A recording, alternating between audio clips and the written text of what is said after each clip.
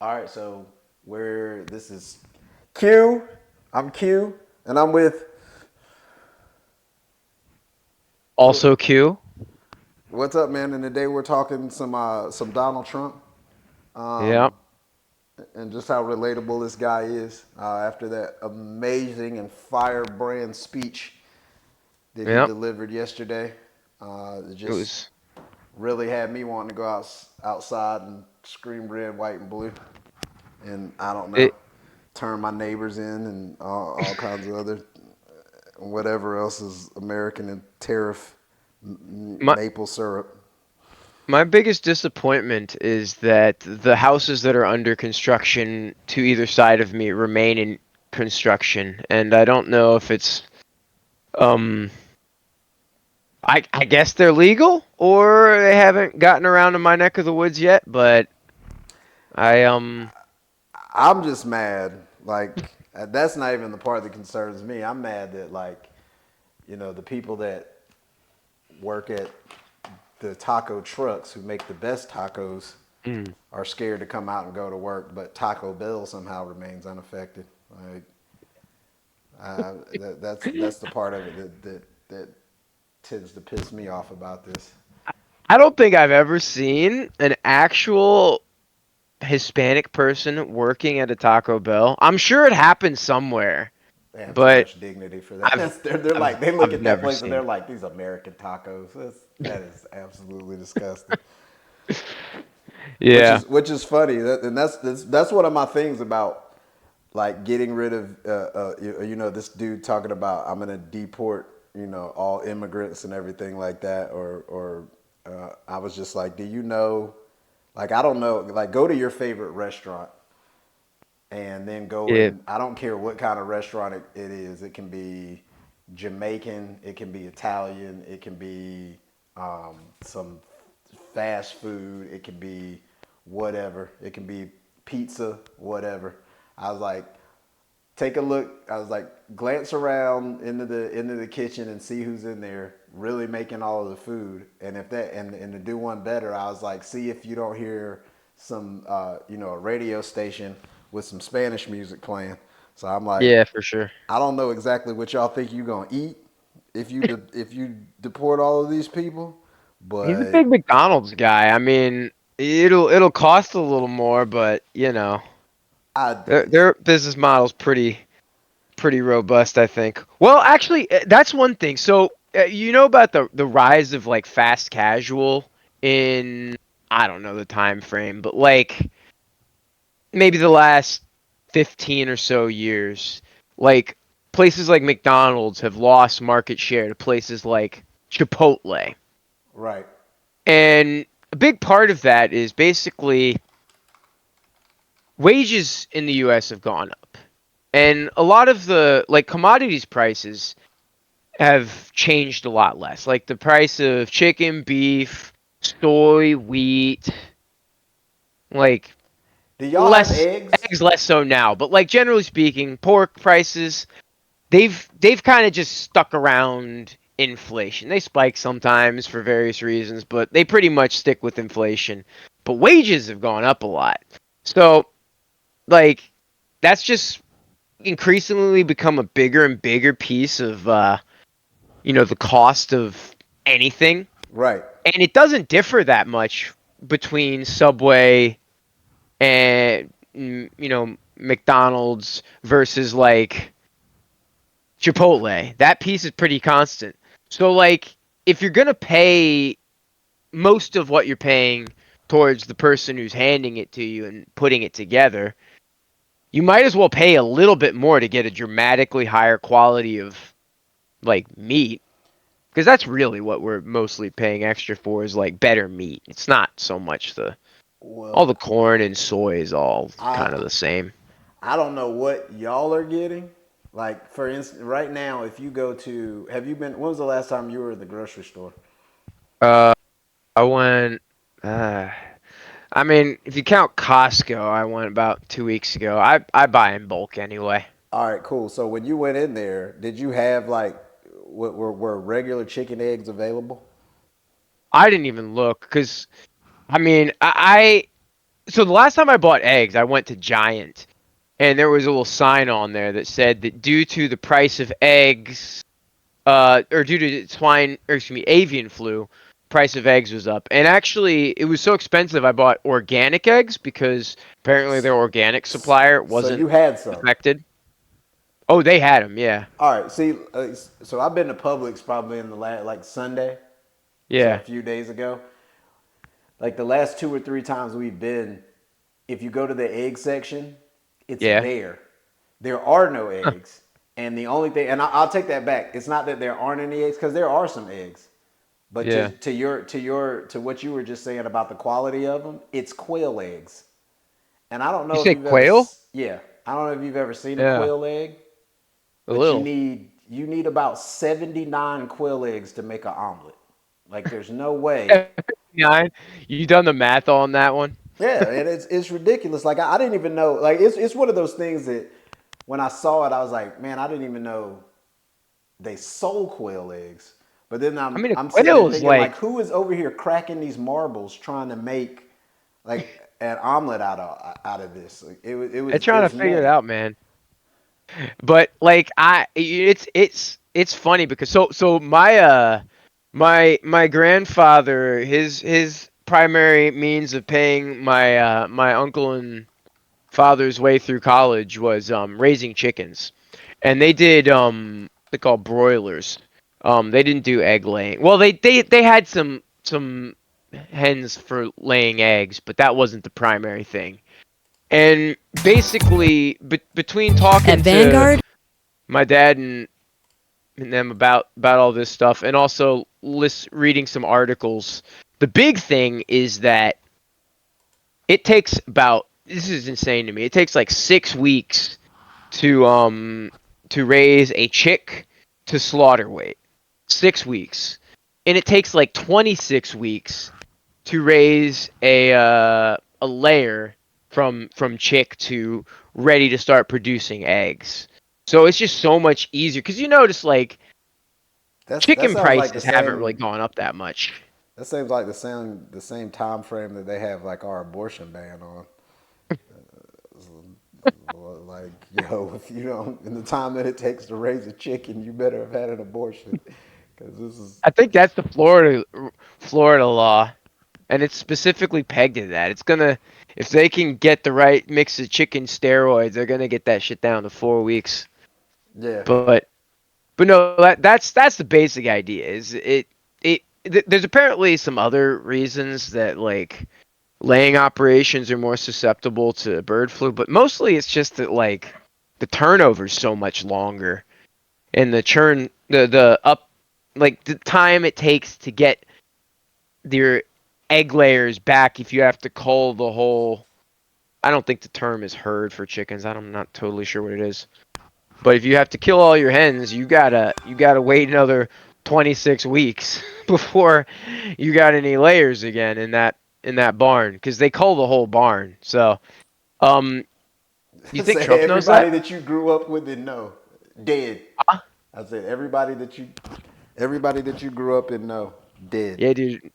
In our neck of the woods in West Virginia, this is just like there's people that know egg laying or that know the chicken processing. Well, not processing. It's basically the land's no good for growing stuff really, other than like you can grow some like wheat. Wheat's pretty like the big thing about wheat is wheat will grow kind of anywhere, and there's really not even like so I the learned that standard on like Alien rotation crops Romulus. in a lot of places like soybeans, corn, and wheat's kind of something that you mostly grow anywhere you have like land that's like not really good enough for anything else.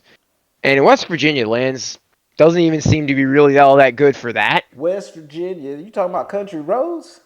You got a whole Yes. country road, so they Although, should be able to side grow note, wheat. that song mentions two landmarks that are in Much more associated with Virginia. I think John Denver was just so high he didn't know what state he was in, or maybe he was aware that he was in the western part of Virginia. But it's a Yeah. sad, you know, talking about Trumpy states. There's maybe one state that had a higher percentage of the vote go to Trump than West Virginia, Oh, you and don't have to tell me about Trump State. Like I am an SEC country. I tell people all the time if you're good at football, you probably voted for Trump, and you also probably have some of the lowest test scores in the nation. And yeah, all of that is ringing true, baby. So yeah. the Southeastern Conference is we don't what I'm saying, we don't take them football hits in the head for no reason, and that I is mean, that's just how Tommy we roll. Tuberville looks like he took a few hits.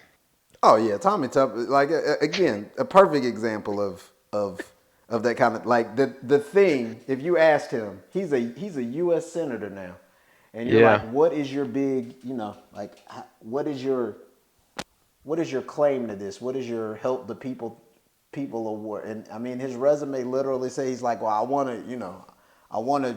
I don't even think he won a championship. Now that I'm thinking about it, I'm not sure that Tommy Tuberville won a championship while he was at Auburn. I mean, he was like a good coach, but I don't think he won anything. He definitely didn't win anything when Nick Saban took over. yeah. But yeah, and so even that one, we voted a perennial loser in as another person to tell us, and then had ideas on the military. That's what tripped me out on it. I'm like, you had dudes in the locker rooms that were getting suspended and using steroids and all of this stuff, and you went and blocked our whole military. Like that is what you were like. Well, I can command 18, 19, and 20-year olds on the football field, so clearly I know what's best for the military as well. Yeah. It's a shocking jump, but that believe in yourself is what I really got from that. So I mean, tying this back into sort of the ethos of the Trump era and the man himself, like he it, something I've observed about a lot of fairly successful people is They inherited their money. there's a lot of things that they don't know, and they're not bothered by that very much.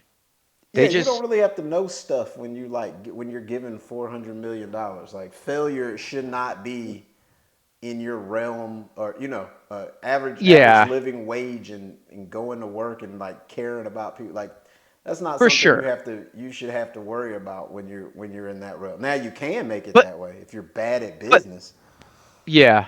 Well, but like even among people that are largely self-made in the sense that like there's levels to it. Like if you start from the very bottom, like you have basically parents didn't provide you with any money. You got like public education, but really didn't didn't have any sense of like how to get get into whatever free or cheap extracurriculars were available, and you had minimal parental support. Like it's hard to go anywhere from that position, but most people in the US have some degree of like if they can kind of keep their head up a little bit and pay attention to what's going on around them. There's not everyone's got the same opportunities, but there's some opportunities, and a lot of them, as of right now, maybe are being cut, but like those things exist in places, but it's kind of hard to find them. And it seems like a lot of the people that end up doing really well with less, they just kind of they just kind of they're gregarious. They just go out and talk to people. They figure out how things work a little bit just by like going out and talking to people. They're able to ingratiate themselves with people that are willing to either take them under their wing or like give them opportunities or even just like I, give them I stuff to would just say to it get like them this. to go away. This is what I would say about that. Like it was definitely upward mobility was available in America until about the 1980s or so. Hmm. So like and for all of those things, like you had, public school and doing all these things, but secondary education, all of that stuff was either free or very cheap. Yeah. My dad was able, like you said, like you just said, your granddad put your dad and his siblings through school chicken Well, say what farming. you will about My WVU, my but they dad, they've been the cheapest college that I'm aware of for right, the entire time I've like I just looked up the historical sort of what do you call it, tuition, room and board and everything, and they've been cheaper than practically everyone else. Now, right. maybe they So don't educate you quite as well unless you go But to but the I engineering mean program, even but from still. like real life experience, that's what I mean by it. Like you had that. My dad, he went to Ivy League school, and the way that he paid for it was during the summers. He came home and worked on the shipyard. You know what I'm saying? Yeah. Like I can't. There's no job. Like I was looking at it right now, and Duke is a private school, so that one's bad to use. But like Right. Duke's Duke's tuition, some tuition or yearly um, tuition now is like $92,000. What Yeah. 18-year-old is getting a job for the summer and where they can afford $92,000? The average, I don't know what the average state tuition, but even state schools, like it used to be a time, Georgia had this thing in the 90s that was Hope Scholarship, and they essentially Hmm. were like, if you have a 3.0 grade point average, so a B grade Yeah. point average, then tuition was paid for. So everybody Yeah. who had a 3.0, they still had to pay for like books and room and board and stuff like that, but your tuition Yeah. was paid for. Like you can't afford that, and that was to any Georgia public school. So University of Yeah. Georgia, Georgia State, and that I think there's like Georgia Tech, like all of those you could go to, and with your 3.0 average or whatever, and you'd have to figure out room and board and books, but you were good. Now that that's largely gone. Like, you can't. There's Yeah. there's not a state school in the nation that a kid on minimum wage or whatever is afforded. So that's taken away, and because of that, same thing. Public school. You used to go to public school. They had free Hmm. lunches. They had all those kind of things, so that people who were impoverished or whatever, they had Yeah. food. They're trying to take that away, and you're gradually making your schools and everything worse, and that's where you get into things like this, where I got that picture on the screen that's showing right now. Yeah. Those are transgender mice. Mickey and Minnie are essentially the same mouse, and that's transgender. And if you haven't Yeah. been to school, you will think that transgenic and transgender are the same thing. Totally different things, which, our genius of a president, however, does not know how to distinguish between those two words. Not saying that I knew what transgenic was yesterday, but I knew when he said it. I've come to realize this about him. Like Trump would be, he doesn't need to be a president. He does need to be a host on a like Animal Planet or something like that. Because every time he gives you a fact about an animal, you can go ahead and chalk that up and be like, yo, that's wrong. Like there's not transgender mice. There's not, there's not people in Ohio eating cats and dogs. Like every time he says anything about an animal, your brain should automatically be like, all right, this dude he's off. He's somewhere else. He's trying to explain something he heard, but he's You not gonna seen get the it thing right. about sharks and batteries, right? Yeah, there's another one. It's What just talking like, cause like it's fascinating because like virtually everybody that I'm aware of who's been president well, can it's hard to read? say that like Bush was like super well educated, but like Bush and Trump in many ways are the closest analogs. In the sense they both came from money, they both just kind of went to a school and got gentleman's C's Right. and came out with a degree. I mean, we And don't really know what Trump's grades were because he won't let anyone know, which means they weren't good. We know that they or weren't they weren't his. If A's. they might have been good, but they weren't his. Like his, what I'm saying, his Oh, parents that's paid that okay, off. fair. So even if so, it doesn't even matter. Like, there's no class. It doesn't even matter to me like what his grades were. I know that if Yeah. I put that dude in a fifth grade classroom, that he's not gonna be able to express ideas or give correct information for those kids to pass like Yeah. a test. You know what I'm But saying? so here's the thing though. In like the modern economy, one of the weird things that, that's been a pretty big shift, and I think is one thing that like a lot of people don't fully understand, is you don't, if you are poor, One and of the and you're I don't the know how you're to one of the define that, poors. huh? You're one of the poors. If you're one of the poors, You don't you have a lot of you have to be money. able to do a lot of stuff for yourself, because you can't afford to pay somebody else like even the wage that you receive, because like you have to pay in order to be able to afford to have somebody do something for you. You have to basically be able to afford to pay their labor rate plus materials. Right. And if you don't make a lot of money, you can't afford to basically pay what it would cost for you were you skilled enough at the specific thing to do the thing, right? So you end up having to do the thing yourself, or just not being able to do the thing. But Right. But ideally in the economy, if you have all these people that are very good at different things, you go off, do your thing really well, and then you pay somebody to do various tasks that you can't do yourself. And that's what, like, basically in the like the classical economic sense, that's what like causes everybody to be wealthier. I'm right. good at my thing, you're good at your thing, everyone else is good at their own things. We have some means of exchange that all of us accept, you know, But that's the the lovely barrier, dollar and or that's what I was Bitcoin. saying. That's kind of the problem with of where the country has kind of gotten to now is the barriers to success. To in order But- to start a business or in order to afford the education and to get to those places or to allow yourself to do that, you Right. basically need you need to be handed something like and so Trump Well, it's just like the guys yeah. running our country are a perfect example of that. Trump was given 400 million dollars.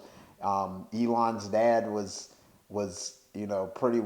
pretty wealthy and was able to make a lot of money and stuff because of an unfair system of apartheid that didn't allow Right. people in South Africa. So and then you put these are the people now making the like I don't understand how working people think that two people who are showing just what we've come to realize, which is you need to be like your wealth is no longer accumulated through hard work or your ability to come up. It is accumulated based on what you're given now. Well, there's a lot of stuff to that. I would say there's one category of person that seems to exist a little bit outside of this. And that's people who, there's a lot of people who go to the military, get the GI Bill, and then just like catapult way ahead. And like I have a cousin who basically he so I don't know. It's a weird situation. Basically, he went to school, he messed around, he had a scholarship, he lost his scholarship, couldn't afford to pay for school, joined the military, went back and finished on the GI Bill. And like that path, if it weren't for the chance of getting sent to, I mean, it's a little bit less likely than it used to be that you get sent to Iraq or Afghanistan. But like that's really the only exception. But like I've been, have you ever heard of the podcast Behind the Bastards? No. So the basic premise is they do like deep dives into people that I forget the name of the host, but it's a pretty good show. Um it's on YouTube and presumably all other podcasts, 'cause I mostly pay attention on YouTube. But basically, they did one about like Peter Thiel, and they did one about Elon Musk. And the idea is they go through like their early life and their history in business and like how they made money. And I've listened to ones about like Peter Thiel. I can't remember if they've done one on JD Vance. Did one on like Dr. Phil. They did one on Oprah. They did them on all these different people. And it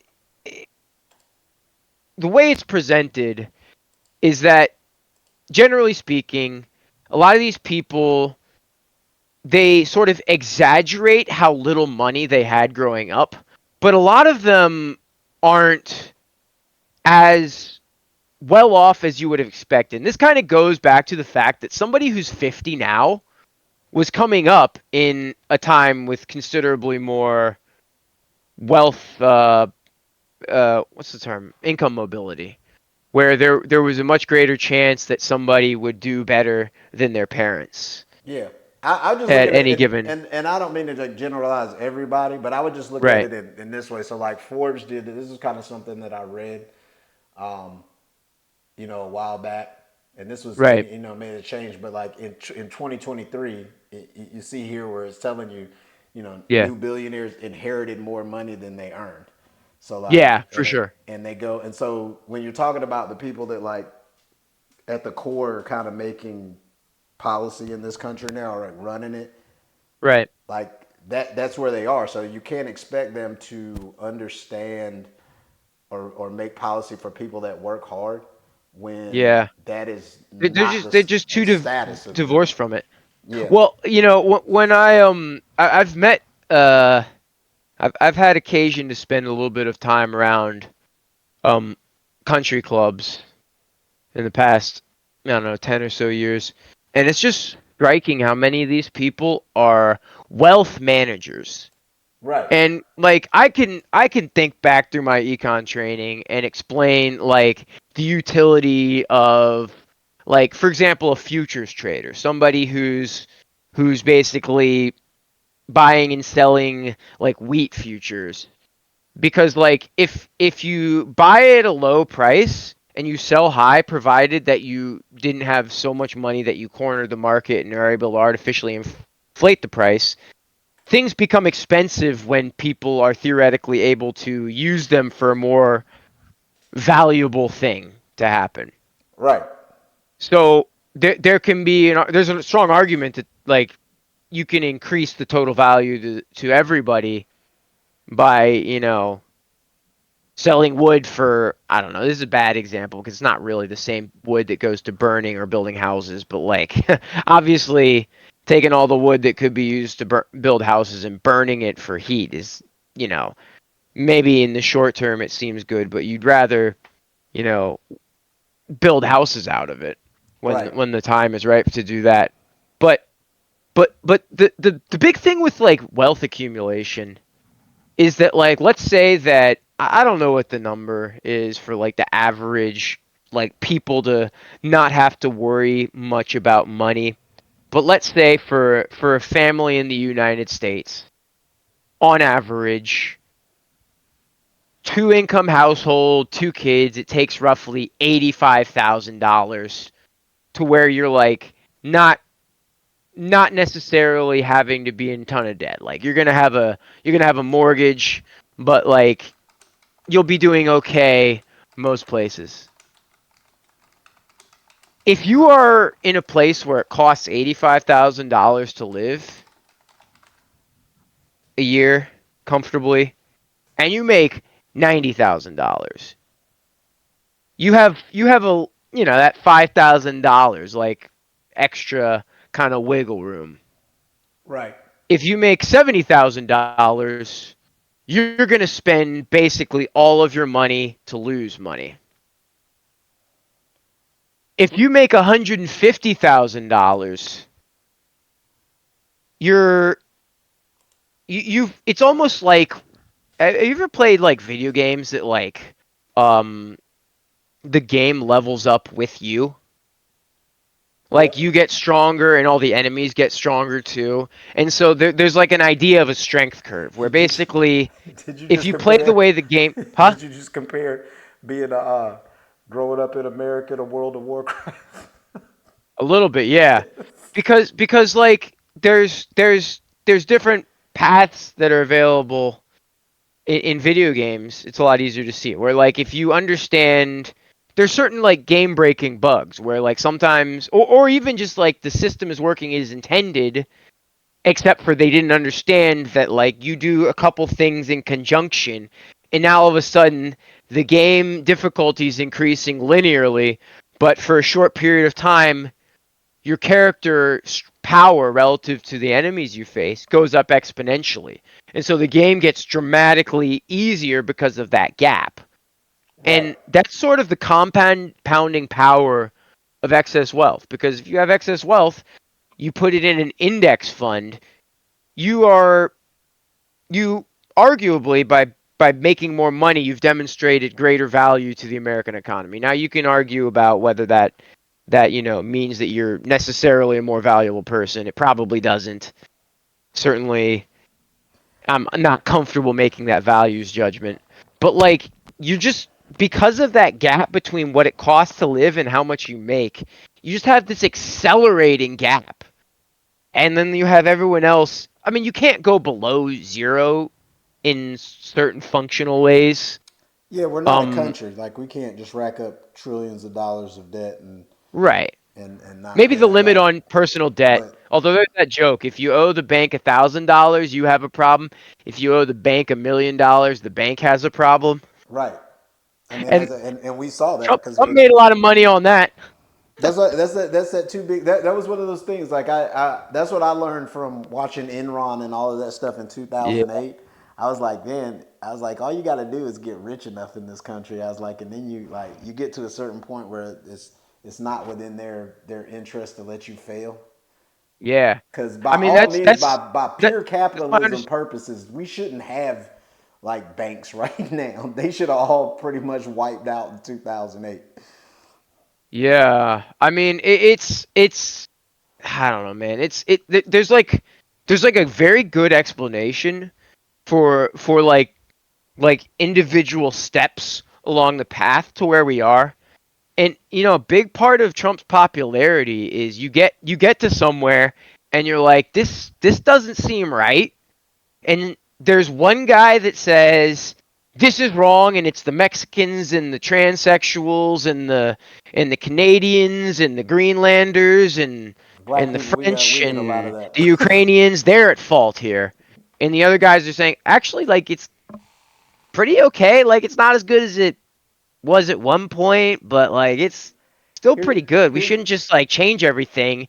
And people are like, here's what I That understand first about guy Trump's said some policy. interesting things. Yeah, Trump has like what this is how I came to understand Trump's policy and his new one, and a lot of people miss this. I was like, you need to be two things, and for to be successful according to Trump, and Hmm. this is shown through all of his cuts in the DEI and women's programs, veterans, all of that, small businesses, farms, everything like that. I was like, it's two things that you really need to be.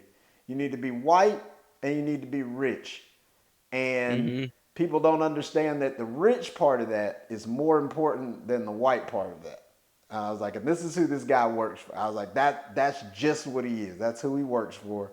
That's how he operates. A Yeah. lot of people think they thought they were on the team, and they're finding out now is because a lot of people were like, "Oh, well, I'm white or I'm white adjacent, so I'm Right. okay."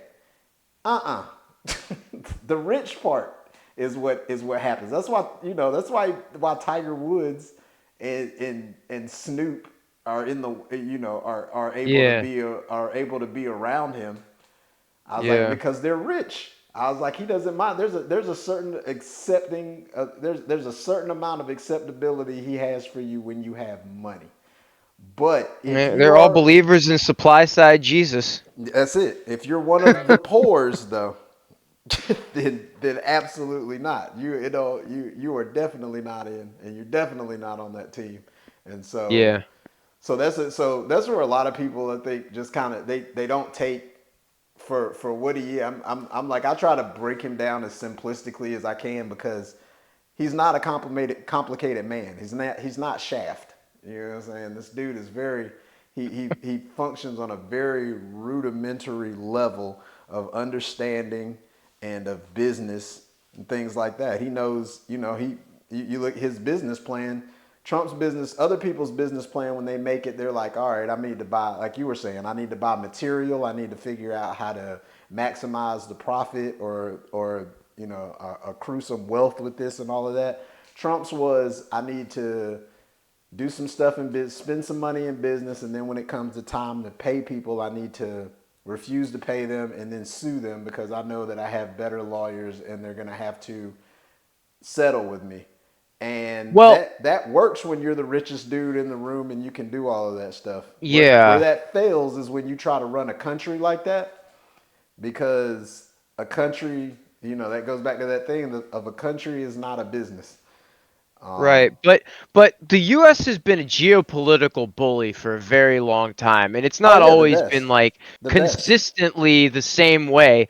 But like, if you look at, we basically drove We're one of the best Central colonial America powers and that South existed. America into the arms of Russia in like the, I don't think we I drove don't them know, into the arms 70s of and Russia because 80s. Russia is pretty like on the standard it's broke, but China is definitely the one that we have accelerated. Like we're definitely gonna allow China to become the world. That like if there's a next lone superpower in the world, it'll definitely be of Chinese origin. It won't be So America. I've heard a lot of mixed things about China, but basically the problem that I see going forward is that with the US appearing to be a force that supports, at least tacitly supports, authoritarian movements in the West, and like, and I think a lot of this comes down to Trump is not exactly a good businessman. Um, in the sense that he's a bad businessman, but like one thing he understands is power dynamics. And another thing is that it's a lot easier to deal with an individual that has an absolute say over their country than somebody who has to answer to parliament or the House and Senate or the people in a meaningful way versus like Xi Jinping really doesn't have to answer to the people of China, and uh, it. I don't know enough about China, um, other than every once in a while they're going to be overrepresented in like the sources of pandemics just because they have so many people. Yeah, but they handled the pandemic better than us. Like even those kind of things like GGP and right, when you look at it as far as individual freedoms and things, Yeah. because by no means do I want to live under like a regime like China has. Mhm. But when you talk about the average, so that usually generally for a country to remain strong, it it Mhm. it usually has like there's three levels of of power that you have, or three levels of income you have. You usually have you have your wealthy, you have your middle class, and you have your lower class. Generally, if you look at a country that is doing what we would consider well, their middle Mhm. class is showing growth. It's strong. It's getting stronger. Um, and again, that goes back up until about the 1970s, 80s, right in that time frame. America was doing that. Now we have completely changed on that, and where China has gotten a lot of their power from is China has, I don't know, 1.3 billion people, I think it is. Like that. So We have China's issues are going to be more so demographic because basically between the one child policy and the fact that like once your cities get dense enough, people just like and your expenses start to get higher, people stop having as many kids. right, but right And now, given that they have had such an oversupply of men and an undersupply of like but incoming workers, yeah, but you got to look at they're it like gonna have a lot of problems. And you got just to one look at other it in thing the in the about the in China raw thing. numbers though. To that one, because like for instance, 1.3 billion compared to 300 million. Like China could Yeah. lose a billion people and still have more people than America. America is having the same issues. Like we're having, we're having declining birth rates and mortality is overtaking us. So we're going to have Right. a shrinking of population as well. And the difference between those two is having 1.3 billion means that you have cheaper labor. So like Right. when you talk about those jobs, so for instance, it's not that copper. There's no copper, and in America, and there in Right. fact there might even be more copper in America than there is in China. But the difference is, in order to turn that into pipes and stuff, we don't have. It's cheaper to do it in China because China has more of a population that is going from poor to middle class, and Right. that is allowing it. So that is going to eventually, that's going to start giving them power. Because if you look at that screen of what I got sitting up there right now, Yeah. gross domestic product, like we still are about 10 trillion. We still made about $10 trillion more than China did last year. Right. Well, so the extrapolations based on the numbers that people were seeing in like the early 2000s, they thought that China would have a higher GDP than us by now. And I don't know all the details of why that would be, but I think the single biggest factor is that there's barriers to doing business in China that don't exist in the US. Now, the plus side of China is that there's certain manufacturing sectors that they've like invested in like cornering for the world's markets of like I don't know which goods specifically, but they had a plan to basically corner low value add types of manufacturing so that we being the rest of the world would be dependent on them for things.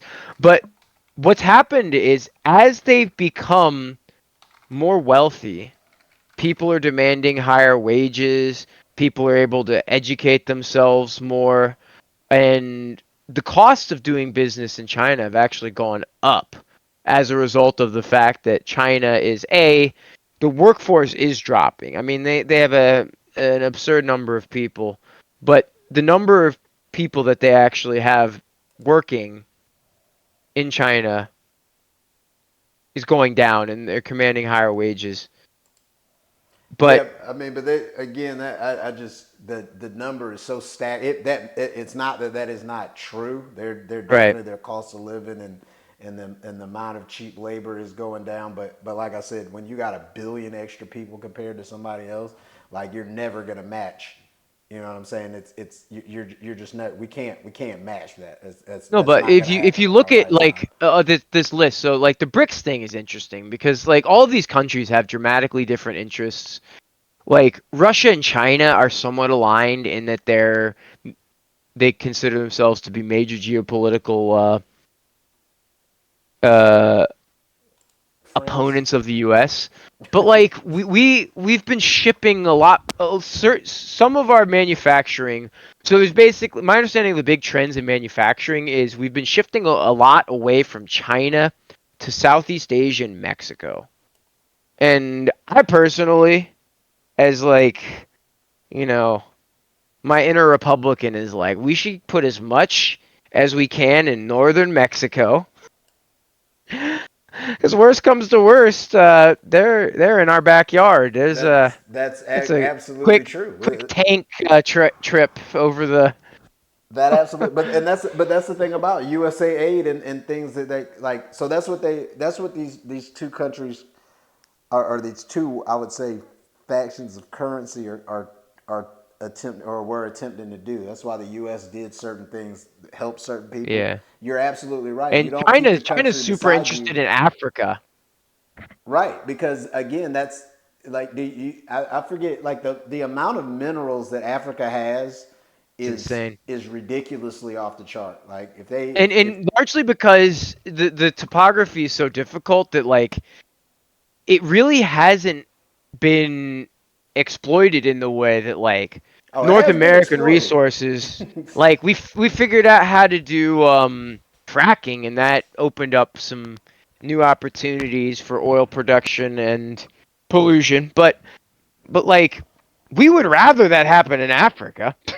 Right. And but that's the thing about it is they're starting to figure out. So what these countries are starting to figure out is hey, we have the resources. Like we have the resources that everybody needs and all of these things. Like for a long time, we've had other countries and things like that come in and through either colonialism or straight out war or genocide or whatever take over a lot of this stuff, establish countries and run that and or even through lending, through like nefarious levels of lending, like we're gonna give y'all, a a $4 billion loan, but we want like you like with what Trump just tried to do with Ukraine, like we Hmm. gave you like when he said that we've given you all of this money and we want these minerals and things like that. Well, I mean, it's a half truth.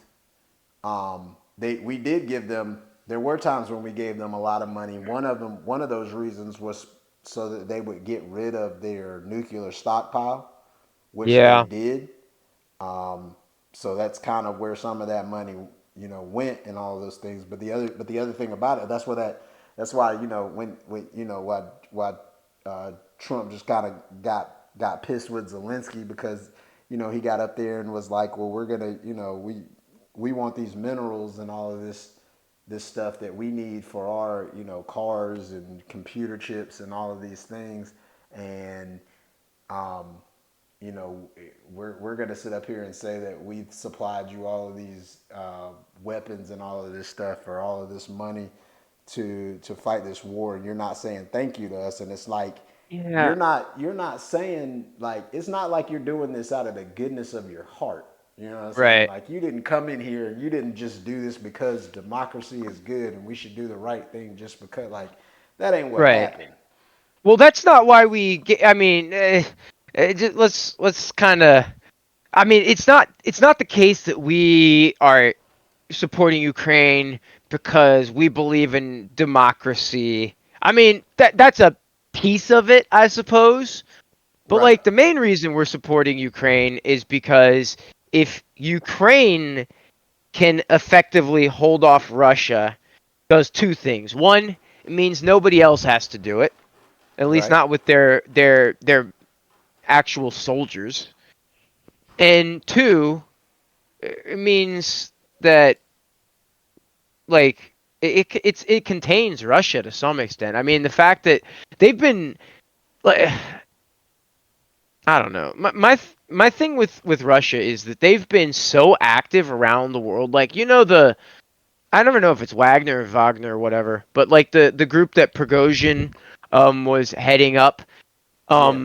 The Wagner And that group. that they recently admitted basically that they were basically just the Russian military or a section, in the same way that we have, the Air Force, the Army, the Navy, and then there's like the Marines within the Navy, and all the different designations of everything under them, and also Space Force. We have that too.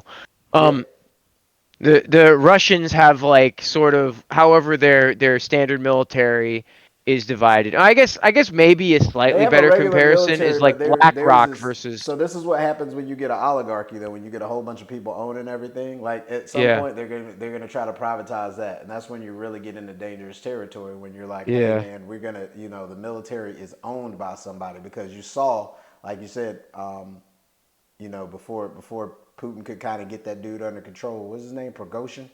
Prigozhin, yeah. Prigozhin before. Yevgeny probably. Yeah, he kind of he went to Belarus and basically told Putin that he was going to withdraw his troops and all of that stuff and like we knew two things we knew two things is he could absolutely cripple the Russian armed forces and he was going to die like those were the two things once he said that Yeah. those were the two things he knew and so in America, I mean, you're gonna have the same thing. You're gonna keep cutting veteran. Like I see it in America trying to go the same way. You're gonna keep cutting veteran. Veteran of not disability, but like I don't know, the different programs and things like that. You're going to cut all of those things. VA You're care? going to, yeah, you're going to eventually have somebody that's like, oh, it costs the military. That's why I don't want Elon Musk to touch the DOJ, the DOD. People are like, they should go in and do an audit of that. I'm like, no, like somebody should do an audit of it.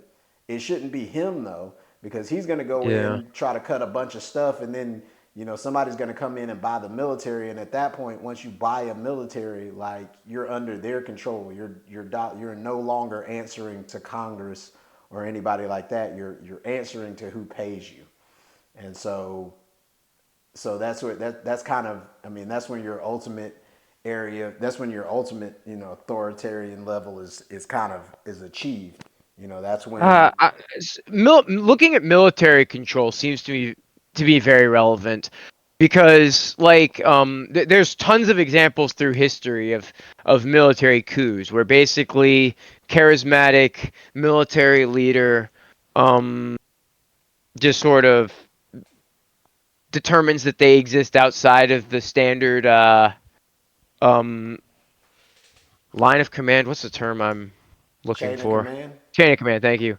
Yeah, and they just kind of it turns out that if you are able to hold ground with men who are armed, you get to do what you want until somebody Yeah, has the ability to bring more weapons to bear.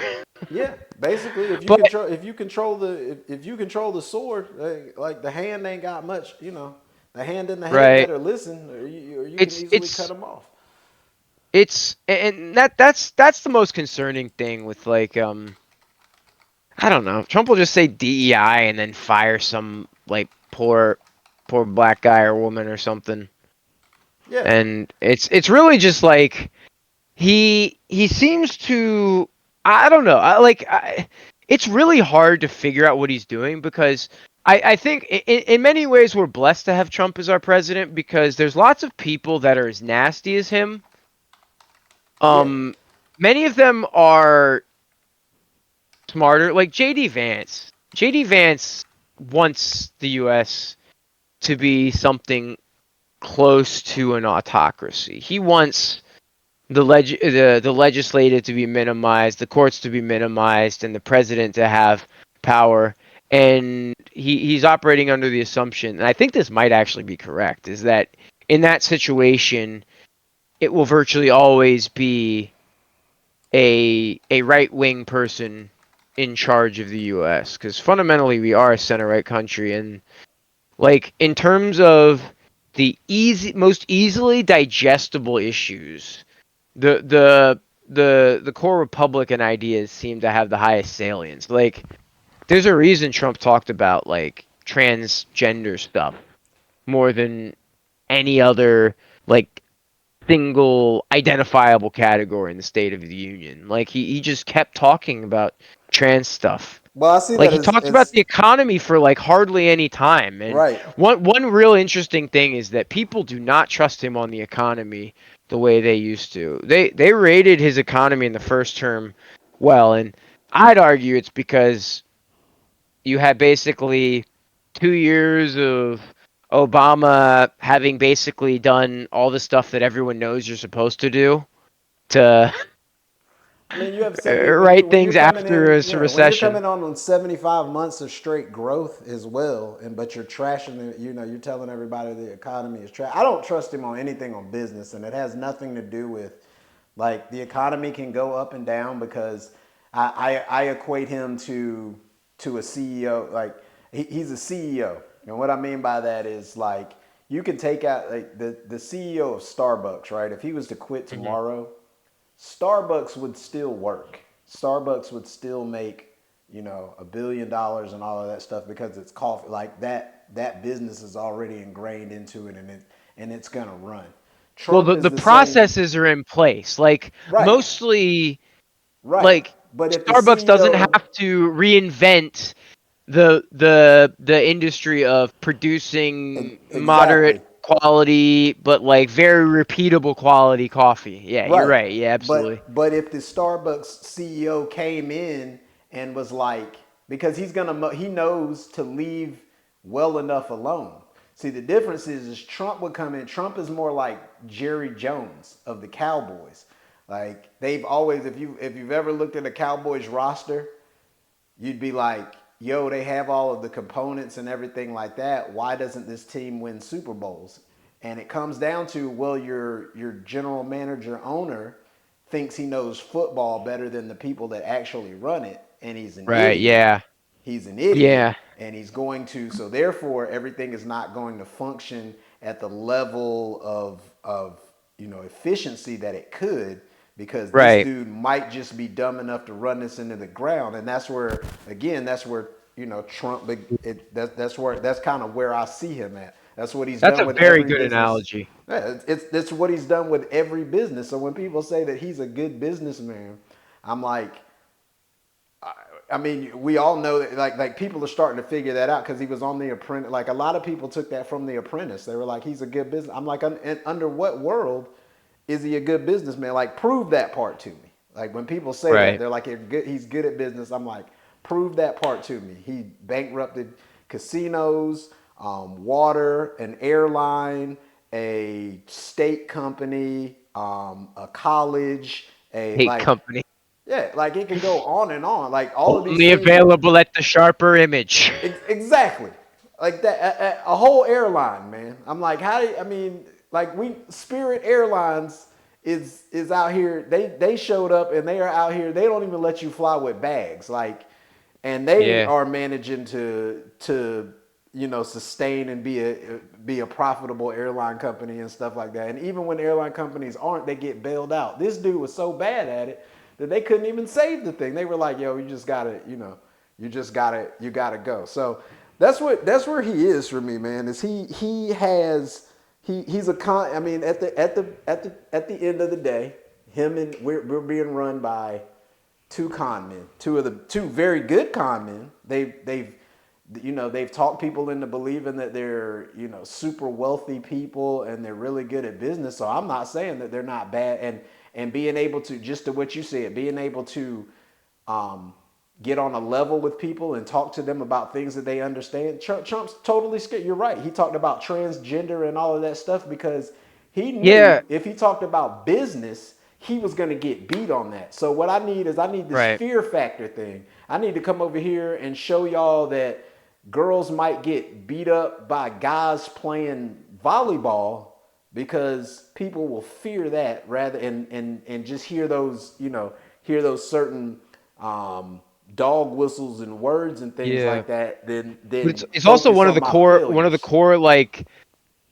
if you're doing a magic trick or you're trying to pickpocket somebody, like Right. it's all about misdirection. Like you're doing something over here that's real showy. Meanwhile, you're putting the card in position, or you're like taking their wallet at the same time with the other hand. Like you're distracting them with something Or while you're or doing go something else. that But I wanted to go back to something. The idea of him being what was the Cowboys owner name? Jerry Jones. Jer- yeah, that's a really good analogy though, because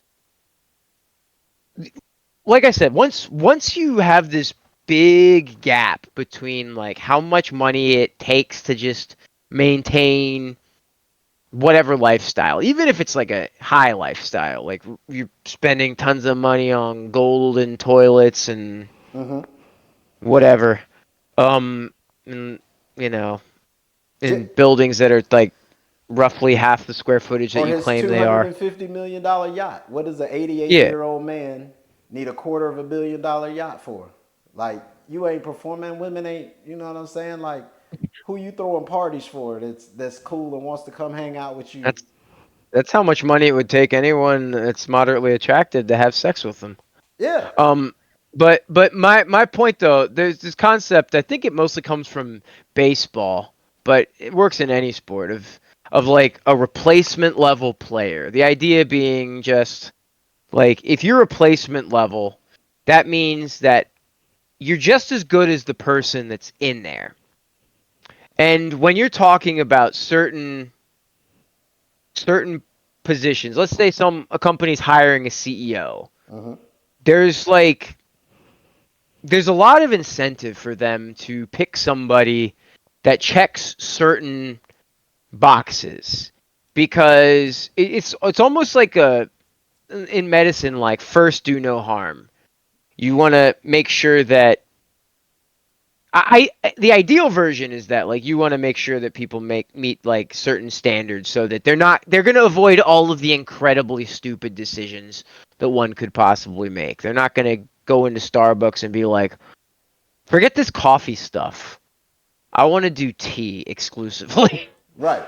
So, Like I, that I would, that would ruin the whole thing. and we're And just like, crossing over. I just want to say real quick, we're just crossing over the hour mark too.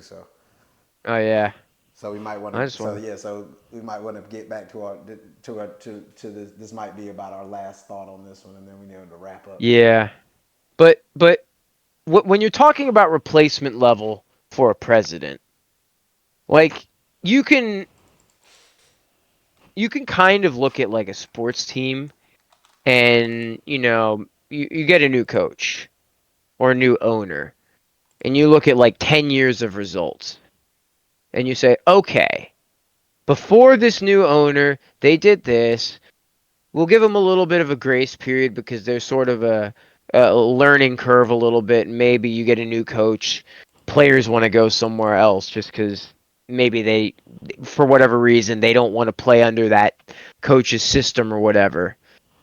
But after about 10 years, you have a pretty good idea if the coach was better, worse, or about the same as the previous coach. Right. In politics, there's the level of complexity in a country and the level of like interest of the people within the country. Like, so you can look two people can look at the same president and be like, "Well, I really hated Biden because my kids didn't go to school. Right. And that was really inconvenient because now I have to figure out like different childcare. I have someone at home to deal with them. I have to teach them myself. I have to be responsible for like making them get on this Zoom school thing. Now they haven't learned anything. Now they're behind all of these different things. Now I'm frustrated with Biden. And Right. And an everything else could individual. be good in their lives, Yeah. but because they're assuming like everything else would have been the same or well, everything else would have been roughly replacement level had Under the Trump other been in person. office. Right. But the school thing, the only thing that they're really thinking about in that moment would have been different. Right. And like I just can't like when you look at someone who is as fundamentally flawed as Trump was, and I think one thing we did, moderately in his defense, we did learn as Biden's time went on in office went on, he was a very flawed man. He did not have he Absolutely. did not recognize his own limitations. He did not step aside when he needed to, and ultimately that more than any other factor is what enabled He Trump cozied to up to a lot of actually get more corporations votes the first time. and things like that. So they like and that's one of the things, and that's probably something that we need to discuss on one of the time next time, Yeah, because I will say that Republican Republican messaging is very effective. Democrats are yeah, not good at messaging. So Democrats no, tend to have what I would say better social policies, but they don't get they're not as effective at messaging, and also when they get consolidated power, they don't know how to use it like Republicans do.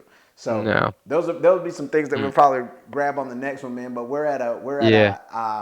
a little bit over an hour mark now, so you want to kind of you want to let's go ahead and play out and wrap up, man. Sounds good to me. And we'll do this again. As everybody knows, I am Q, I am also Q. and we will be talking your ear off on the next episode. Um, I hope this one doesn't get. We used a couple of clips and stuff like that, so we're about to find out if any of this stuff gets copyrighted, because I did call Mickey and Minnie Mouse transgender, and I'm pretty sure that if Disney ever got hold of that, they wouldn't be very happy about it. So I don't know. It's a but they are compelling argument. transit. The But truth is an affirmative defense against what's the term? Defamation. There we go. yeah, there you go. I don't know that So, it you is know. defamation though. They both don't. They're not. Either one of them is anatomically correct, and they're Well, it basically the depends on same how Mickey person. feels about it, really, I guess. He don't even have pants, so I think he'll be. Oh wait, does Mickey wear pants? I think he I think he does. I have to look real quick now. Yeah, he does have suspenders on, but Yeah. neither one of them are. Oh, they don't have shirts on. That's what they are. So either she is naked from the waist up, or they are not She's anatomically correct. she's usually drawn with a pink pink top on. Yeah. But anyway, man, let's wrap it up, and All we'll right. do it again. All right. Peace. Peace.